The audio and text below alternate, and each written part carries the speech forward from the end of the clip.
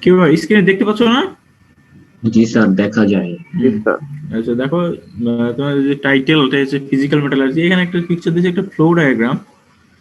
এই যে মানে পাউডার মেটালার্জির আর কি একটা, ওইটা পাউডার মেটালার্জি প্রোগ্রাম কি বা কিভাবে ধরো ফাইনালি এন্ড প্রোডাক্ট পাওয়া যায় তার একটা প্রোগ্রাম দেওয়া আছে। আচ্ছা দেখো পরে শুরু করি। দেখো প্রথমে যেটা আগে জানতে হবে মেটালার্জি কি। এখন এক কাজ করো, মেটালের মনে করো সন্ধি বিচ্ছেদ করো, তাহলে কি আসবে? মেটাল প্লাস কি অ্যালার্জি, এরকম নাকি?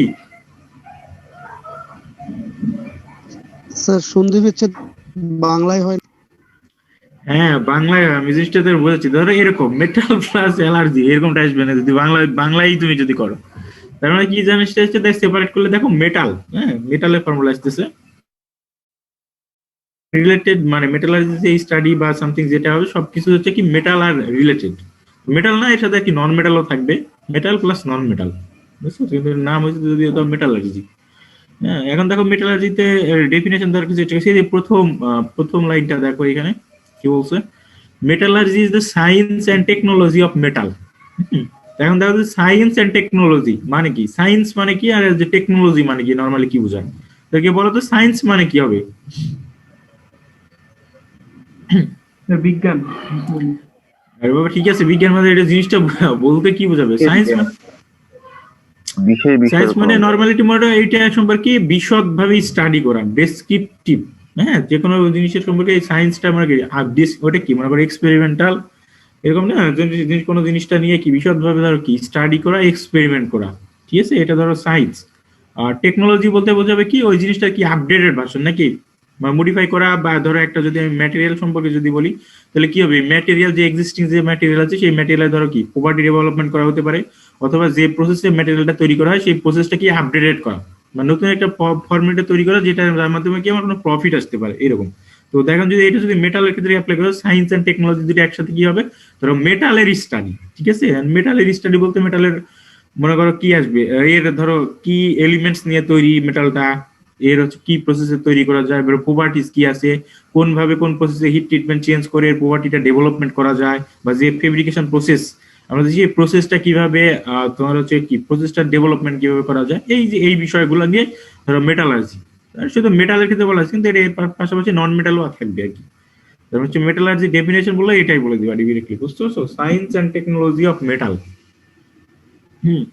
পরের প্যারা, নেক্সট প্যারাতে দেখো এখানে হচ্ছে একদম বিস্তারিত বলা আছে, দেখো কি metallurgy art and science of extracting metals from their ores. আর নিচে দেখো রেড কালার করে দিয়েছে, দেখো chemical, physical, atomic properties and structure of metals and principle. মানে এই বিষয়গুলো সম্পর্কে এটাতে মনে হবে বিস্তারিত ডিটেইলস স্টাডি হবে, বুঝতে পারছো? এই মেটালার্জি কোর্সের আন্ডারে বা মেটালার্জি সাবজেক্ট, মেটালার্জি একটা কি, একটা সায়েন্সের ব্রাঞ্চ, এই ব্রাঞ্চে এই বিষয়গুলো নিয়ে ডিলস করে। জিনিসগুলো জাস্ট সিম্পল একটা বিষয়। ধরো কি কি আছে, chemical, physical, atomic properties and structure of material and their principles. এই জিনিসগুলো মানে সিম্পল আর কি। ধরো বলতে বললে মেটাল সম্পর্কে যত যা কিছু আছে সবকিছু নিয়ে এখানে কি ডিসকাশন করা হবে, ব্রড ডিসকাশন। এটা কি বোঝা গেল? জি স্যার, বুঝছি। জি স্যার। এখান থেকে টাইপস, মেটালার্জির অনেকগুলো টাইপস আছে। এখন তোমাদের যেটা পড়াবে দেখো যে ফিজিক্যাল মেটালার্জি, এটা পড়াবে। আরো আছে মেকানিক্যাল মেটালার্জি, এক্সট্রাকটিভ মেটালার্জি, এর বাইরেও আরো কিছু আছে। তো এগুলো হচ্ছে হালকা সিম্পল একটি ডেফিনেশন দেবো একটু। দেখো নাম থেকে কি বোঝায়, এক্সট্রাকটিভ মেটালার্জি মানে কি, নাম থেকে কি এক্সট্রাকশন, এরকম না, এক্সট্রাকশন করা হবে। তার মানে এখানে হচ্ছে কি, যে মনে করো যে ইগনিয়াস যে রক থাকবে সেই রক গুলা থেকে বা ওর থেকে কি, যে আমার র মেটেরিয়াল ন্যাচুরালি অকারিং যে র মেটেরিয়াল গুলো আছে সেই র মেটেরিয়াল গুলো এক্সট্রাক্ট করা হবে, বুঝতে পারছো? রক তো এটা হচ্ছে লার্জ স্টোন পিস বা এরকম বলা হচ্ছে, মনে করো লার্জ রক থেকে বা ওর থেকে যে কিভাবে র মেটেরিয়াল গুলো এক্সট্রাক্ট করা যায়, মানে এটা লাইক মাইনিং এর মতো। তো এক্সট্রাকটিভ মেটালার্জি এটা মনে করো এক্সট্রাকশন করা হবে র মেটেরিয়ালটা ওর থেকে, হ্যাঁ এক্সট্রাক্ট করা হবে এটা। এটা কি বুঝছো? জি স্যার। আচ্ছা তোমরা বলতে এই যে লার্জ গুলো ইয়েগুলো দেখছো না, মানে লার্জ যে রক গুলো থাকে, প্রথমে এই রক গুলো বা তোমার যে খনি থেকে মাইন থেকে এই ম্যাটেরিয়াল গুলো কালেক্ট করা হয় কিভাবে, প্রথমে কি করা হয় বলতে পারবা? লার্জ যে রক গুলো আছে এই রক গুলো তো ইয়ে করা যাবে না, মনে করো প্রথমেই তো হচ্ছে ড্রিলিং করা হয় স্যার। স্যার ভাঙ্গে ভাঙ্গে ছোট ছোট করে এরপরে নেওয়া হয়। দেখলাম যে মনে করো ছোট রক আছে সেটা তুমি ভাঙতে পারো, আর লার্জ যে রক গুলো আছে না, যে মাইনিং প্রথমে কি করা হয়, বিস্ফোরণ করা হয়। ডিনামাইটস, হ্যাঁ ডিনামাইটস দিয়ে আগে ওগুলো ব্লাস্ট করা হয়, বুঝতে পারছো? ডিনামাইটস মানে লার্জ পিস গুলো তো আর কি ছোট ছোট ছোট করে হ্যামার দিয়ে ভাঙা যাবে না, জি স্যার দেখছি। ডিনামাইট দিয়ে ব্লাস্ট করা হয় ফার্স্টে, ব্লাস্ট করে এগুলো হচ্ছে ওই পিস গুলো কালেক্ট করা হয়। তো এই যে এটা আসবে হচ্ছে এক্সট্রাকটিভ মেটালার্জির মধ্যে, বুঝতে পারছো? এইভাবে যে র মেটেরিয়াল ওর গুলো যেভাবে কালেক্ট করা হয় এগুলো আসবে হচ্ছে এর সাথে। এবার দেখো ফিজিক্যাল মেটালার্জি, যেটা তোমাদের আর কি তোমাদের যেটা এই সম্পর্কে পড়ানো হবে, তো দেখো এই ইয়েটা পড়ে নাও। তাই না? এটা এই যে কি জানেন? ওই যে নাকি বাংলা হয়েছে বুঝছিস? আচ্ছা তোমরা এই ইয়েটা পড়ে নাও, এই যে রেড কালার করা আছে এই লাইট, আগে প্রথমে লাইনগুলো পড়ে নাও, তাহলে হচ্ছে বুঝতে পারো জিনিসটা কি। দেখো ফিজিক্যাল মেটালার্জি কি বলছে, identifying, controlling and varying the properties of the metals and alloys. So এখানে এই জিনিসগুলো আসবে, মেটাল, অ্যালয়, নন মেটাল, এই কোর্সের ভিতরে এই বিষয়গুলো আসবে। তোমরা তো মেটালস, অ্যালয় এগুলো তো পড়াইছি। দেখো জিনিসগুলো কি, আইডেন্টিফাই করো, আইডেন্টিফাই, কন্ট্রোল, কন্ট্রোল মানে বুঝতেছে প্রপার্টিজ কন্ট্রোল অথবা স্ট্রাকচার কন্ট্রোল। আর এটা কি বলছে, ভ্যারিং দ্য প্রপার্টিজ, এই যে প্রপার্টিজ গুলো কিভাবে ভ্যারি করা যাবে, অ্যালয়িং এর মাধ্যমে, হ্যাঁ, বাট কিছু প্রসেসের প্যারামিটার চেঞ্জের মাধ্যমে এগুলো করা যায়। তারপরে বলছে সেটা লেখা থাকি as per requirements of the mankind, মানে ম্যানকাইন্ড বলতে অ্যাপ্লিকেশনের রিকোয়ারমেন্ট অনুযায়ী, যে অ্যাপ্লিকেশনের যেরকম দরকার সেই অ্যাপ্লিকেশন অনুযায়ী এই জিনিসগুলো কি প্রপার্টিজ বা স্ট্রাকচার যেগুলো এগুলো হচ্ছে চেঞ্জ করা হয় মেটালের অ্যাপ্লিকেশনের উপর বেস করে। তো সেটা এখন দেখো তোমরা কি, এটা হচ্ছে কি মেটালস এন্ড অ্যালয়ের জন্য। তো মেটালস তো বুঝতেছো, অ্যালয় তো কত মানে সলিড কেমিস্ট্রি তো পড়াইছি মানে লাস্ট টার্মে। বলো তো অ্যালয়টা কি?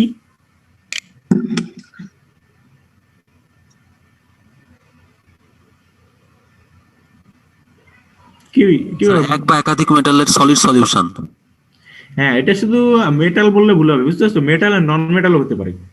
মানে সলিড অ্যালয়টা হচ্ছে শুধু মেটালের সলিউশন না, এটা হচ্ছে মেটাল প্লাস নন মেটাল হতে পারে। ঠিক আছে, দুইটা মেটাল অথবা একটা মেটাল একটা নন মেটাল, বুঝতে পারছো? সলিড সলিউশন হবে মেটাল আর নন মেটালের, এটা হচ্ছে অ্যালয়।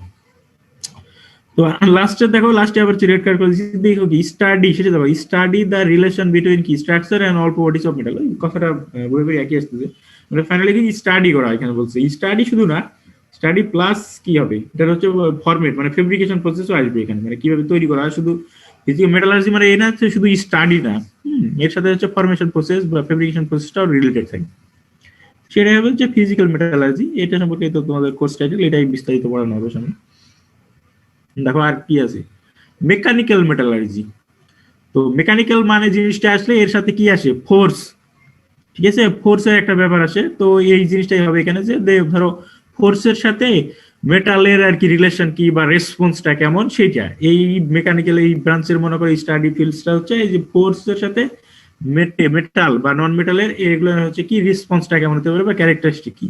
তো ফোর্স যদি দেওয়া হয় তাহলে হচ্ছে মেকানিক্যাল ওয়ার্কিং এটা বলা হয়েছে। এর সাথে জিনিসগুলো কি থাকে, যেমন rolling, forging, extrusion, spinning, deep drawing, যাই যত কিছু বলা হয়েছে এর সাথে দেখো একটা জিনিস কি কমন আছে, ফোর্স। মানে এগুলো হচ্ছে মেকানিক্যাল বলা হয়েছে আর কি। আর ফাইনালি কি টেস্টিং অফ মেকানিক্যাল প্রপার্টিজ, মানে মেকানিক্যাল ওয়েতে একটা মেটালের কি রেসপন্সটা কিছু দেওয়ার জন্য টেস্ট করা হবে মেকানিক্যাল প্রপার্টিজ। এই টেস্টগুলো দেখো টেনজাইল stress, hardness, fatigue, creep, mechanical সব প্রপার্টিজ গুলো। আর ফাইনালি এখানে একটা জিনিস বলছে দেখি, the relation between this properties and engineering design and selection of materials and the performance of materials in service। এই জিনিসগুলো তো সব ম্যাটেরিয়াল ক্ষেত্রে লাগে, যে প্রপার্টিজ এবং ডিজাইন বা সিলেকশন। ডিজাইন মানে হচ্ছে যে ম্যাটেরিয়ালটা তৈরি করবে আগে থেকে প্ল্যান করা সেই ম্যাটেরিয়াল সম্পর্কে, আর selection of materials and the performance of metals in service. মানে তোমাকে যদি এমনিতে নরমালি বলা হয় প্রথমে একটা ম্যাটেরিয়াল ডিজাইন করতে, মানে একটা ধরো আমার পার্টি একটা অ্যাপ্লিকেশন বলে দিলাম, তো লাইক মনে করো কি একটা হচ্ছে লেদ মেশিনের মনে করো কি স্ট্যান্ড বানানো হবে। তো প্রথমে যদি বলা হয় যে স্ট্যান্ড বানাতে হবে, তাহলে তোমার কাজ হবে কি, প্রথমে দেখতে হবে যে ম্যাটেরিয়ালটা ডিজাইন করতে হবে, মানে তুমি সিলেক্ট করবে যে কোন ম্যাটেরিয়ালটা নিবা।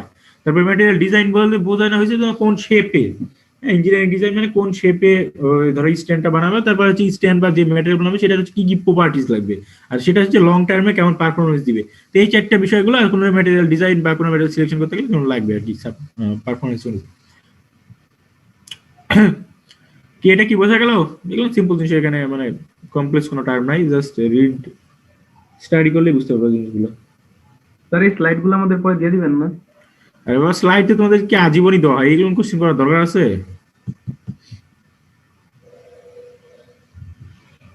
আরো কিছু ব্রাঞ্চ আছে দেখো, এগুলো হচ্ছে মনে করো মেইনলি যদি যদি বলে তিনটাকে বলা হয়, আরো কিছু বলছে কিন্তু পাইরো মেটালার্জি। হ্যাঁ, এখানে দেখো, এখানে জিনিসগুলো হচ্ছে যে দেখো পাইরো মেটালার্জি কি, হিট ইউজ করা হবে, ঠিক আছে? Heat is use to extract the metal from the mineral, বা ওর থেকে মানে হিট ইউজ করে ধরো র মেটেরিয়ালটাকে সিলেক্ট করা হবে। তো এই হিটটা বিভিন্ন রকম অ্যাপ্লাই করা যাবে। একটা এখানে বলা হচ্ছে দেখো ক্যালসিনেশন,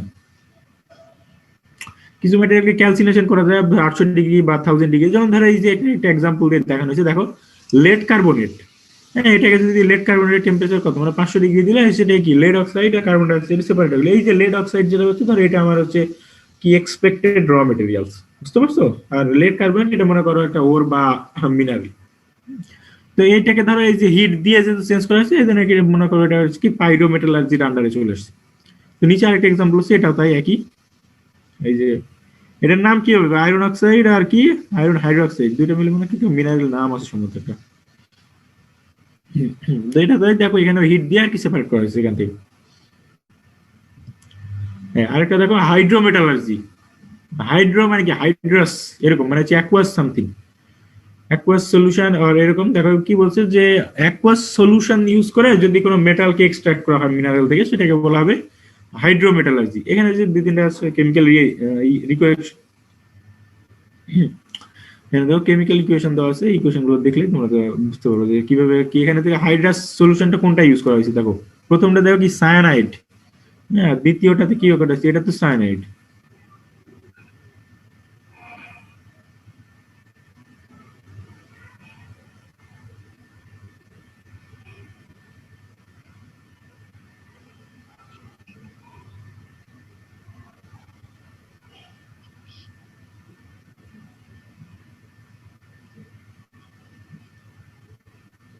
কি এটা কি বুঝলা?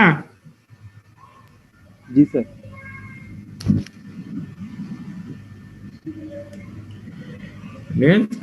এটা বলা হচ্ছে কি, ধরুন দেখো কি বলছে, gold is extracted by dissolving it sodium cyanide. মানে হচ্ছে একটা অ্যাকুয়াস সলিউশন ইউজ করে ওর মেটালটাকে এক্সট্রাক্ট করা যায়, সিম্পল।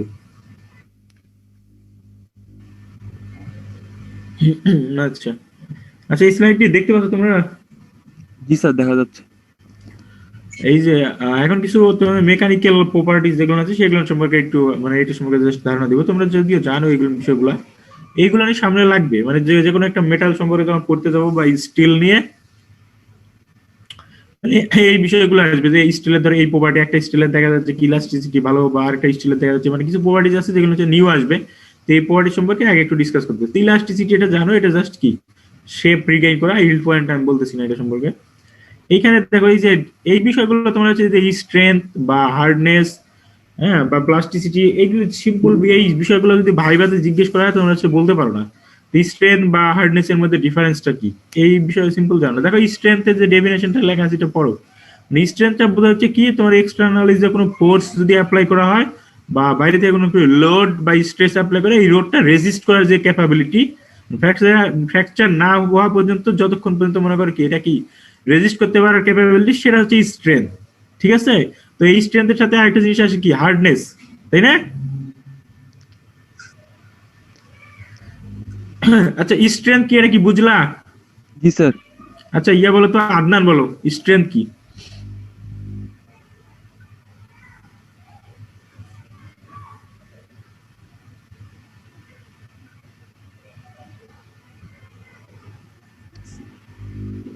কি আদনান নাই? স্যার আদনান নামে কেউ নাই তো। আদনান মানে যে সাদনান আর কি, তোমরা তো নিকনেম মতো আদনানই দেখে দেখি।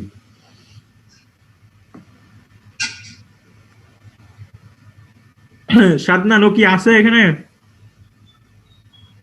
ভাই স্যার এই নামে তো কেউ নাই মনে হয়।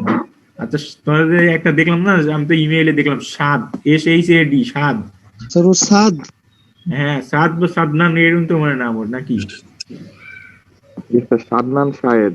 হ্যাঁ সাদনান, তো আমি এটাই তো বলতেছি, সাদনান সাদনান কি ক্লাস করতেছো?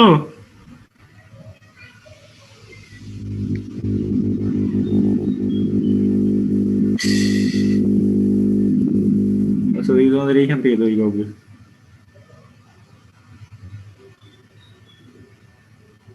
আচ্ছা বলো রাফিউল ইসলাম, তুমি বলো আমি স্ট্রেংথ সম্পর্কে কি বললাম বা স্ট্রেংথের ডেফিনেশন কি বললাম সেটা বলো।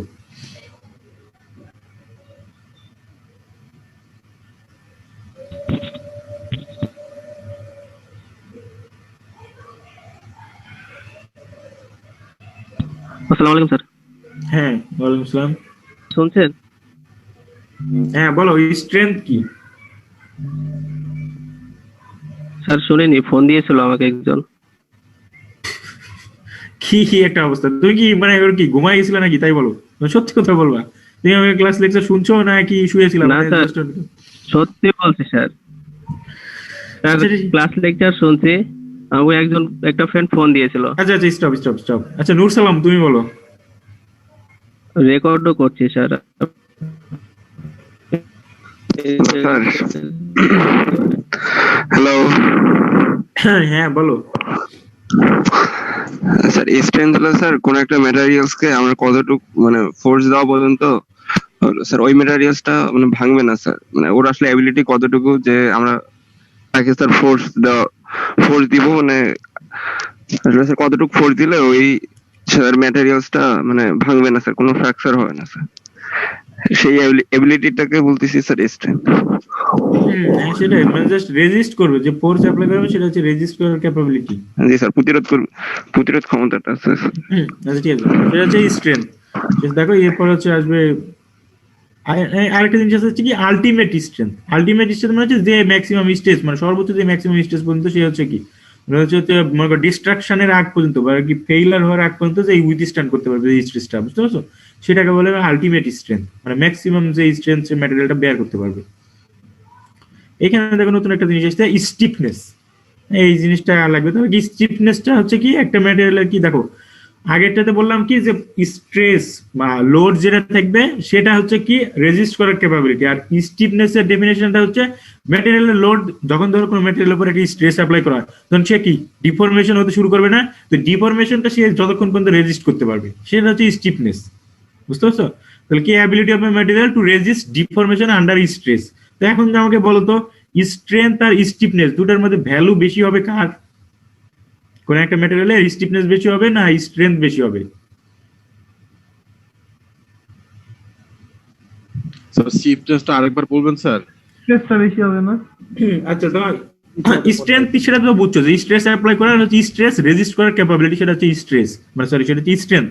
আর স্টিফনেসটা হচ্ছে কি ধরো একটা ম্যাটেরিয়াল উপর লোড যদি আমি অ্যাপ্লাই করি তাহলে কি হবে, সেটা কি ডিফরমেশন হতে শুরু করবে না, যে প্লাস্টিক ডিফরমেশন আর যে ইলাস্টিক ডিফরমেশন যেটাই হোক, ও কি প্রথমে ডিফরমেশন হতে শুরু করবে তাই না? তো স্টিফনেসটা হচ্ছে এই ডিফরমেশন রেজিস্ট করার ক্যাপাবিলিটি, মানে আন্ডার স্ট্রেস স্ট্রেস অ্যাপ্লাই করছো কিন্তু ম্যাটেরিয়ালটা কি ডিফরমেশনটা রেজিস্ট করতেছে, বুঝতে পারছো? যতক্ষণ পর্যন্ত মানে কি এই capability of resist deformation under stress সেটাকে বলা হবে স্টিফনেস।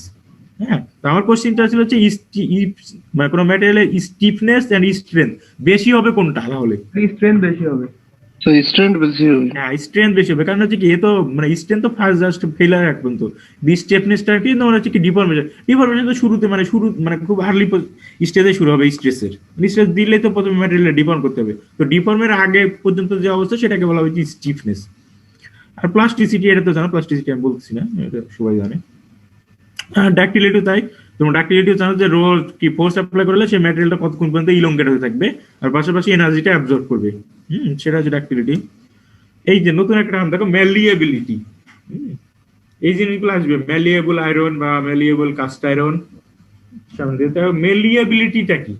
ম্যালিয়েবিলিটিটা হচ্ছে তোমার হচ্ছে দেখো ডেফিনিশন পড়লে বুঝতে পারবে অ্যাবিলিটি টু ফ্ল্যাটেন, মানে কোনো একটা ম্যাটেরিয়ালকে যদি আমি হ্যামার্ড করি বা ফোর্স দিই বা প্রেসারাইজ করি বা রোলিং করে যে থিন শিটে আমি কত ইজিলি তৈরি করতে পারি, বা একটা ম্যাটেরিয়াল ক্যাপাবিলিটি সে ইজিলি থিন শিটে কতটা কনভার্ট হতে পারে, বুঝতে পারছো? সেটা বলা হবে ম্যালিয়েবিলিটি।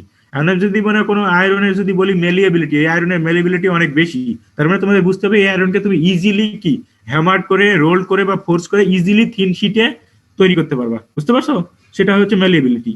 আর ম্যালিয়েবিলিটি কম মানে এটা হচ্ছে কি থিন শিটে ইজিলি তুমি এটা কনভার্ট করতে পারবে না, বা ফোর্স করে বা আদার্স যে ওয়ে গুলো আছে সেই ওয়েতে কি থিন শিট এটা হচ্ছে বানানো যাবে না। এটা কি ক্লিয়ার? জি স্যার। কি হয় তোমরা বুঝো নাই? মনে হচ্ছে আমি একাই কথা বলতেছি আর তোমরা সবাই কম্বলের ভিতরে শুয়ে আছো, মানে শুনতেছো না কথা, এইরকম মনে হচ্ছে আমার। বুঝতে পারছি স্যার।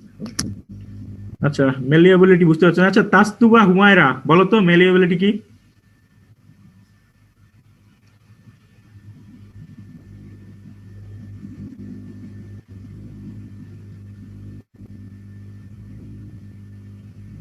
এই যাকে কোশ্চেন ধরতেছি সে কি ডিসকানেক্টেড হয়ে যাচ্ছে নাকি?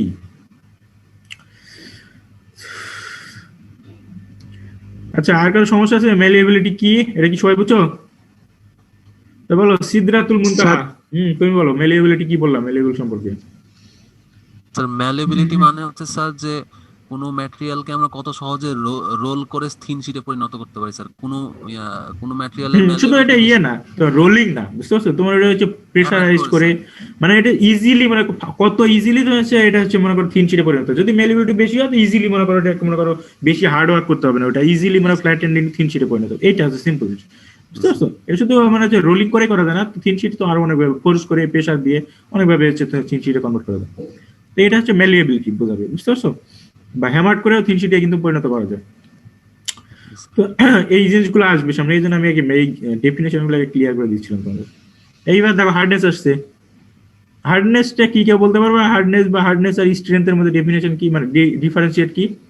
এন্ড গতদিন হচ্ছে ভাই বোনেরা বলছে একটা সিরিজের হার্ডনেস এর ডেফিনেশন যা বলে, এই স্ট্রেংথের ডেফিনেশন ঠিক একই বলে। এবার বেন্ডিং স্ট্রেংথের ডেফিনেশন বলো একই জিনিসই ঘুরে ফিরে একই বলছে, বুঝতে পারছো? বাট এগুলোর মধ্যে তো ডিফারেন্স।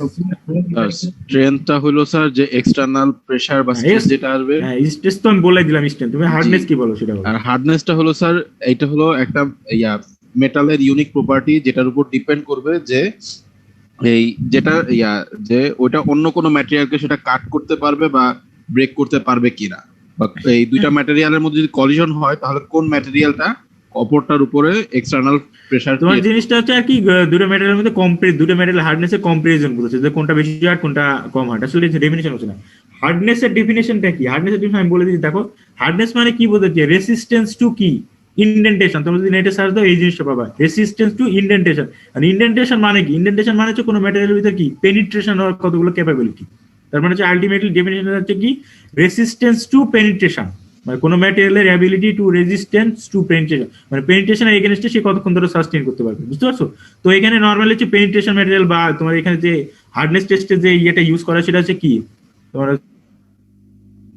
যেটা ইউজ করা মানে কাটার দিয়েই তো পেনিট্রেট করা হয় ম্যাটেরিয়াল উপর, তাই না?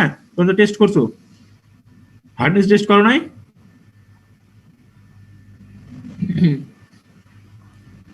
আচ্ছা, অসুবিধা নেই, তোমরা হার্ডনেস টেস্ট করলে দেখবা যে ওখানে হচ্ছে একটা ডায়মন্ডের কাটার ইউজ করা, তো কাটার দিয়ে আর কি কোনো ম্যাটেরিয়ালের উপর পেনিট্রেট করা হয়, ঠিক আছে? তো এই যে পেনিট্রেট হচ্ছে, এই পেনিট্রেটটা যতটুকু রেজিস্ট করতে পারে সেটাকে বলা হবে হার্ডনেস। এটা মনে রাখবা। আর স্ট্রেংথের ডেফিনেশন তো আলাদা, সেটা হচ্ছে ফোর্স বা স্ট্রেস, সেটা যে রেজিস্ট করতে পারে, বুঝতে পারছো? দুটো হচ্ছে আলাদা মানে জিনিসটা। তো হার্ডনেস আর স্ট্রেংথ তোমার মনে করো জিনিসটা মোটামুটি এক, বাট এক না। এবার কি মানে ক্লিয়ারলি বুঝতে পারছো হার্ডনেস কি? জি স্যার। আচ্ছা ঠিক আছে, এই যে আলী রেশাদ, তুমি বলো হার্ডনেস কি?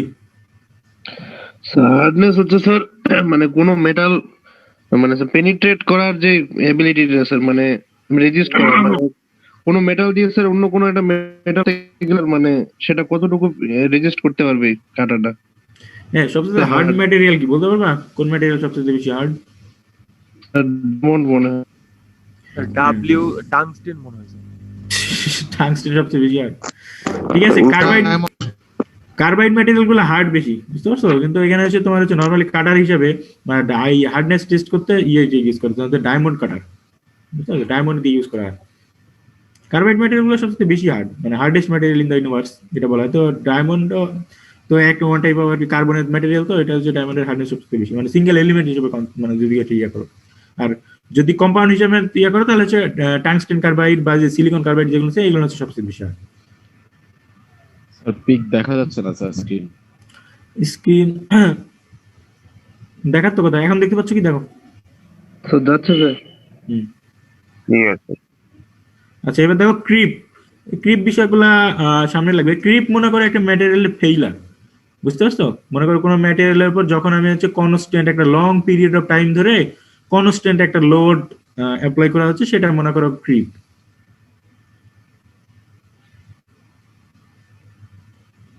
কি এটা কি বোঝা গেল? জি স্যার। ক্রিপটা মনে করো একটা মেটা, এই যে ডাকটাইল ফেলার, ব্রিটল ফেলার যেমন আছে না, এটা ধরো ক্রিপটা হচ্ছে এরকম মেটালের একটা ফেলার। বাট এই ফেলারটা কখন হবে? যখন একটা মেটালের বা ম্যাটেরিয়ালের উপরে লং পিরিয়ড, মনে করো 10-12 বছর এরকম একটা লং পিরিয়ড ধরে যখন তো এটার উপর কি কনস্ট্যান্ট লোড অ্যাপ্লাই করা হবে, মানে কনস্ট্যান্ট লোড মানে সিমিলার একটা লোড ধরো সব সময় ধরে ওর উপর অ্যাপ্লাই করা হচ্ছে, হ্যাঁ, সেই ক্ষেত্রে যে ম্যাটেরিয়াল যে ফেলার সেটাকে বলা হবে ক্রিপ। আর এবার কেউ, কি অবস্থা তোমাদের? বাইরে নয়েজ শোনা যাচ্ছে কারো কারো ইয়ে থেকে। তোমরা হচ্ছে কি তোমাদের মাইকটা মিউট করে রাখো।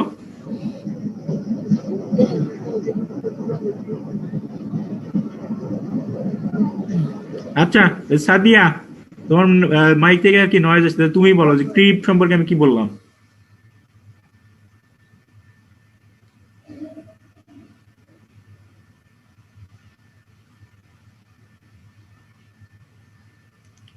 আচ্ছা, তোমাদের যদি কোশ্চেন ধরলে তোমরা হচ্ছে সাইলেন্ট করে যাচ্ছ, এরপর থেকে আমি যদি কোশ্চেন ধরবো, যদি অ্যান্সার না করো তোমাদের 5 মার্কস মাইনাস করে দিব, বুঝতে পারছো? তোমরা কি এই যে বিষয়গুলো ফানি হিসেবে ধরছো?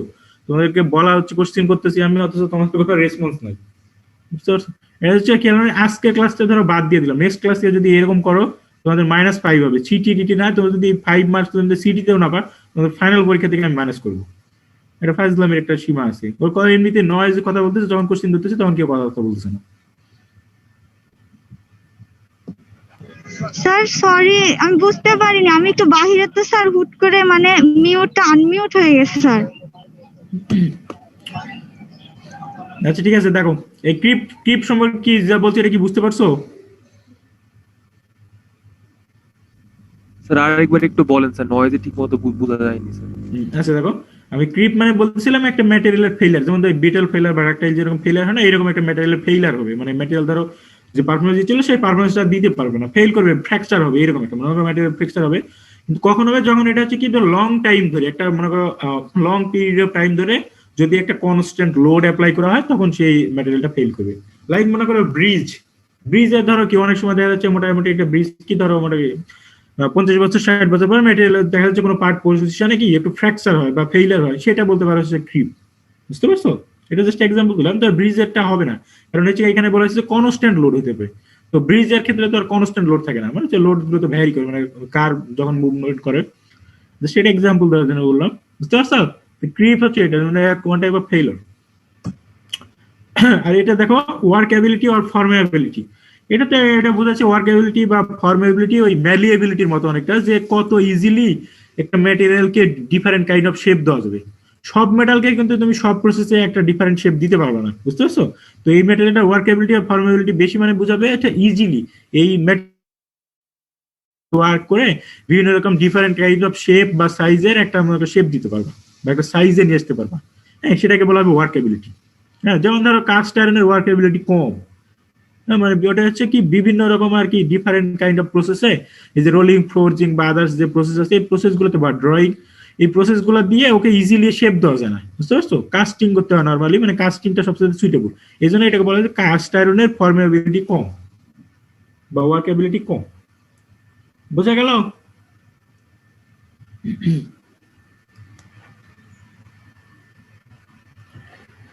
স্যার তাহলে স্যার ম্যালেবিলিটি তাহলে স্যার ওয়ান কাইন্ড অফ ওয়ার্কেবিলিটি বলা যায় স্যার, নাকি স্যার? হ্যাঁ হ্যাঁ, মেলাবিলিটি ওয়ান কাইন্ড অফ ওয়ার্কেবিলিটি। মেলাবিলিটি হচ্ছে থিন শীটে কনভার্ট করে, আর এখানে ধরো ওই জিনিসটা আমি শীট না বলে বলছি যে আমি different kind of shapes or size, হ্যাঁ, বলতে পারবো মেলাবিলিটি one kind of ওয়ার্কেবিলিটি।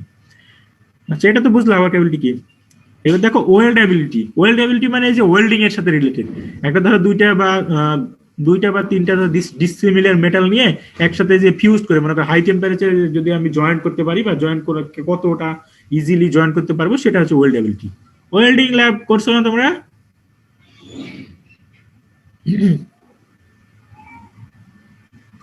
G sir. Welding and sheet metal মানে একটা ল্যাব তো থাকার কথা তোমাদের। আচ্ছা যাই হোক, তোমার মানে করোনার ইয়ার জন্য মানে অফলাইনে হওয়ার জন্য মানে ওয়েল্ডিং ল্যাবটা করতে পারো না, তোমরা মানে অনলাইনে করা হয়েছিল স্যার। আচ্ছা, তাহলে দেখছো ওয়েল্ডিং এ তোমার যে জয়েন্ট দেওয়া হয় না, ওয়েল্ডিং এ ধরো যে মেটালের জয়েন্ট বা মেটেরিয়াল যে জয়েন্ট দেওয়া হয়, ধরো ওই পারপাসে আর কি, যে কতটা ইজিলি এরা জয়েন্ট করবে একটা হাই টেম্পারেচারে, সেটা হচ্ছে ওয়েল্ডেবিলিটি। এখানে দেখো criteria for selection of materials for engineering applications, মানে এটা হচ্ছে সিলেকশন অফ ম্যাটেরিয়াল। তো একটা ম্যাটেরিয়াল সিলেক্ট করার আগে কি কি কি ক্রাইটেরিয়া বা কোন কোন বিষয় বা রিকোয়ারমেন্ট কোন কোন বিষয়ের উপর তুমি হচ্ছে মনে করো তোমার হচ্ছে কনসিডারেশন করে হচ্ছে মেটেরিয়ালটা চুজ করবা সেটা। তো প্রথমে হচ্ছে দেখার মতো জিনিস আছে কি প্রপার্টিজ অ্যাজ পার অ্যাপ্লিকেশন, মানে অ্যাপ্লিকেশন অনুযায়ী প্রপার্টিজটা কেমন সেটা চুজ করবা। তারপরে পারফরমেন্স রিকোয়ারমেন্ট, মানে কি পারফরমেন্স চাচ্ছ ওখান থেকে। তারপরে ম্যাটেরিয়ালস রিলায়েবিলিটি বা ডিউরেবিলিটি, ধরো ম্যাটেরিয়ালটা কতক্ষণ কাজ করতে পারবে, ক্যাপেবল ওয়ার্কিং কন্ডিশন। তারপরে একটা জিনিস থাকে সেফটি, এই যে ব্রিটেল ডাক্টাইলিটি। আর এগুলো হচ্ছে লেস ইম্পর্টেন্ট যেগুলো আছে সেটা হচ্ছে রিসাইক্লিং বা রিইউজ কত করা যাবে। প্রসেসিং অফ ম্যাটেরিয়ালস, মানে ম্যাটেরিয়ালটা কত ইজিলি তৈরি করা যাবে, মানে ম্যাটেরিয়াল তৈরি প্রসেসটা ইজি অর হার্ড। আর ফাইনালি যেটা আসে ইকোনমিক ফ্যাক্টরস, এটা আসবেই সব ক্ষেত্রে। কস্ট এস্টিমেশন, মনে করো যে কস্টটা কত বেশি হচ্ছে ম্যাটেরিয়ালের, এই বিষয়গুলোর উপর বেস করে একটা পার্টিকুলার ইঞ্জিনিয়ারিং অ্যাপ্লিকেশনের জন্য তোমার হচ্ছে ম্যাটেরিয়াল সিলেক্ট করা হয়। কি বোঝা গেল? জি স্যার। এবার দেখো রিকোয়ারমেন্ট কি হতে পারে। তোমার যে ম্যাটেরিয়ালটা তুমি চুজ করলা এবার, ঠিক আছে, এতগুলো তোমার কনসিডারেশন পাচ্ছ, সেটা হচ্ছে রিকোয়ারমেন্টস গুলো কি হতে পারে। দেখো রিকোয়ারমেন্টস এর মধ্যে থাকে হচ্ছে যে প্রপার ইউটিলাইজেশন, এই শেষেরগুলো দেখো যে ফেব্রিকেশন রিকোয়ারমেন্ট, হ্যাঁ, সার্ভিস রিকোয়ারমেন্ট আর হচ্ছে ইকোনমিক রিকোয়ারমেন্ট, কথাগুলো এই সেমই আসতেছে। আবার ফেব্রিকেশন রিকোয়ারমেন্ট যেটা বললাম যে কোন প্রসেসে ইজিলি তৈরি করতে পারবা। আর সার্ভিস রিকোয়ারমেন্ট হচ্ছে ডিউরেবিলিটি কত বেশি হবে, মানে লং লাস্টিং না ইজিলি আগে ব্রিডল মানে ফ্র্যাকচার। এটা হচ্ছে কি মানে তোমার যে এস্টিমেটেড যে পিরিয়ড ধরো ছিল যে তুমি চাচ্ছিলে যে ম্যাটেরিয়ালটা 5 বছর এখানে সার্ভিস দিবে, তার আগে যদি সেটা ফেল করে সেটা। আর সার্ভিস রিকোয়ারমেন্টস এটা বোঝাবে তো কন্ডিশন, মানে এক্সটার্নাল যে কন্ডিশন আছে সেই কন্ডিশনের মধ্যে কেমন খাপ খাওয়ায় নিতে পারবে। আর ইকোনমিক রিকোয়ারমেন্টস এটা বুঝতেছো, মানে এটা কস্ট কত, এক্সপেন্সিভ কেমন, বা এটা যে চিপ আছে এমন। স্লাইডগুলো তোমাদের দিয়ে দেবেন, এটা শেষ আর কি, বুঝতে পারছো আজকের ক্লাস। দেন বলো এটা সম্পর্কে কারো কোনো কোশ্চেন আছে? স্যার আমাদের এটা রেফারেন্স বুক কি হবে? ও হ্যাঁ, রেফারেন্স বুকটা হচ্ছে বলে দিচ্ছি, তোমার হচ্ছে অ্যাবনারের বুকস, এই যে বুকসটা দেখাচ্ছি। এই যে অ্যাবনারের একটা বুকস আমার হাতে দেখতে পাচ্ছ, এটা বুকস নাম হচ্ছে introduction to physical metallurgy by Sidney H Avner. মোটামুটি এই বই থেকেই সবকিছু পড়াবো। চ্যাট বক্সে একটু নামটা লিখে দিলে ভালো হতো। আচ্ছা লিখে নাও তোমরা, ইন্ট্রোডাকশন টু ফিজিক্যাল মেটালার্জি।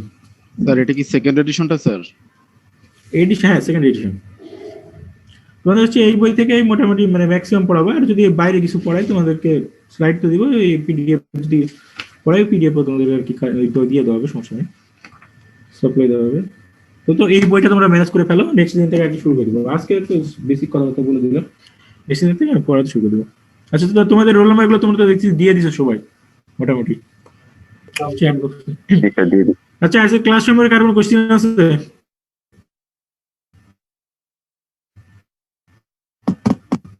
জিনিসগুলো বুঝতে দাও।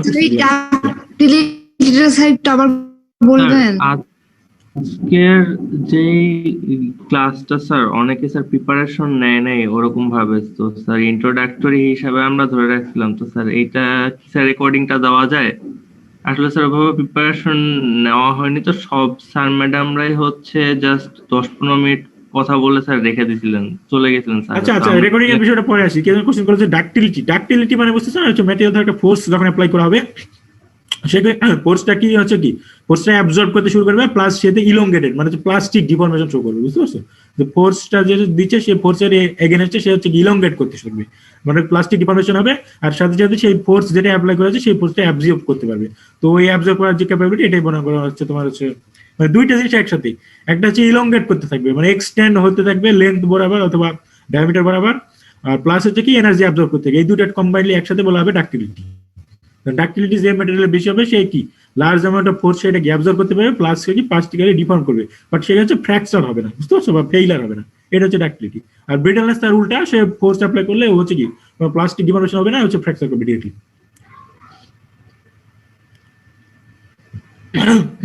কি বুঝতে পারলা? জি স্যার বুঝতে পারছি। আচ্ছা ঠিক আছে, তোমাদের যদি কোশ্চেন আছে ক্লাসে আমি শেষ করে দিচ্ছি। আর হ্যাঁ বলো স্যার, আমরা কি স্যার নেক্সট দিন থেকে এই লিংকে ক্লাস করব স্যার, না নতুন লিংক দেওয়া হবে স্যার? আচ্ছা আমি একটা লিংক তোমাদের হচ্ছে তোমার নেক্সট দিন থেকে একটা হচ্ছে দিয়ে দেবো, তোমাদের হচ্ছে মিটিং আইডি আর পাসওয়ার্ড দিব, বুঝতে পারছো? ওই মিটিং আইডি আর পাসওয়ার্ডে তোমরা হচ্ছে করবে লগইন, মানে জয়েন করবে ওইটা দিয়ে। মানে স্যার Link- প্রতি ক্লাসে নতুন নতুন দেওয়া হবে স্যার, না নেক্সট না না যেটা দেওয়া হবে একটাই সেটাই একটাই দেবো, সবসময়? মানে নেক্সট দিনে পাসওয়ার্ড আগে বলে দেবো না, একটা দিয়ে পাসওয়ার্ড মানে ওইটা দিয়ে সবসময় করবো আর কি, স্যার। প্রতিদিন এভাবে আমার জন্য বিষয়টা খুব আর কি হ্যাজার্ডাস হয়ে যাচ্ছে, প্রতিদিন এভাবে জঙ্গি জি, স্যার। জি, স্যার। তো ঠিক আছে তাহলে নেক্সট কল সানডে, ঠিক আছে নেক্সট সানডে তাহলে তোমার সাথে ক্লাস হবে। আচ্ছা টিল দেন, আল্লাহ হাফেজ। আসসালামু আলাইকুম স্যার। ওয়ালাইকুম আসসালাম। ভালো থাকবেন স্যার।